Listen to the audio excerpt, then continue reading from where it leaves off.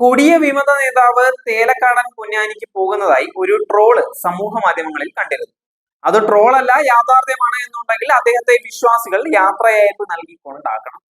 കാരണം ഇപ്പോൾ കൂടുതൽ സമയവും സഭയുടെ പരിപാടികളിൽ പങ്കെടുക്കുന്നതിന് പകരം ഇസ്ലാമിസ്റ്റുകളുടെ പരിപാടിയിൽ പങ്കെടുക്കാനാണ് സമയം കണ്ടത്. സീറോ മലബാർ സഭയുടെ തലവനെതിരെ വ്യാജരേഖ ഉണ്ടാക്കിയ ക്രിമിനൽ കേസ് പ്രതിയായ തേലക്കാടൻ എറണാകുളം വിമതരുടെ തലതൊട്ടപ്പനാണ്.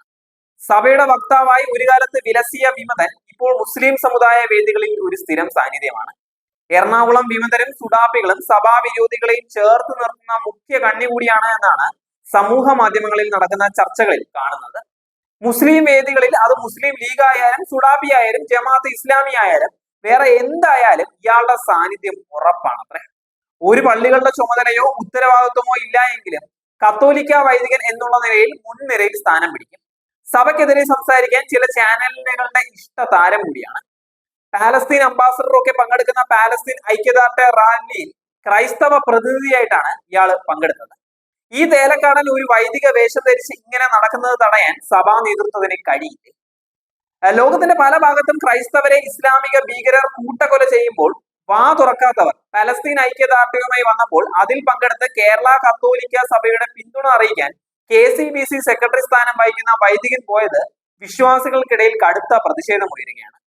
കേരള കത്തോലിക്ക സഭ ഏറ്റവും കൂടുതൽ ചിന്തിക്കുന്നത് പാലസ്തീൻ ഹമാസ് വിഷയങ്ങളായിരിക്കുമെന്ന് തോന്നിയത് കൊണ്ടായിരിക്കാം KCBCയുടെ അഭിപ്രായമായി ആ വൈദികൻ അങ്ങനെ പറഞ്ഞത്.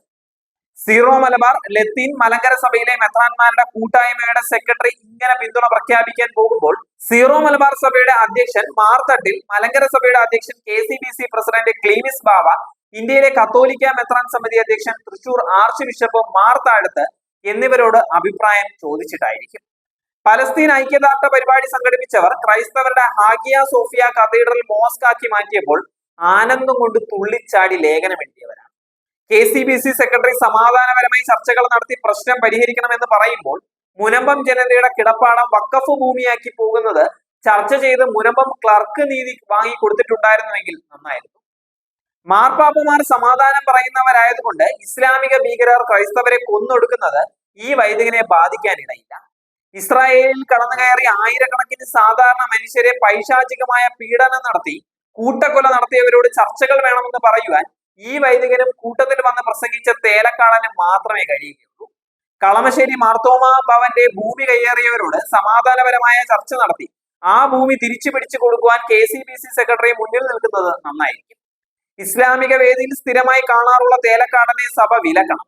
സഭയുടെ ആരാധനാക്രമങ്ങളെ അട്ടിമറിച്ച, ഭൂമി കേസിൽ വ്യാജരേഖ നിർമ്മിച്ച സീറോ മലബാർ സഭയെ മുച്ചൂട് നശിപ്പിച്ച മാർപ്പാപ്പയെ അനുസരിക്കാത്ത തേലക്കാടന് ഇസ്ലാം മതം സ്വീകരിക്കുവാൻ സീറോ മലബാർ സഭ നേതൃത്വം അനുവദിക്കണം. അതും കൂടിയേ ഇനി ബാക്കിയുള്ളൂ.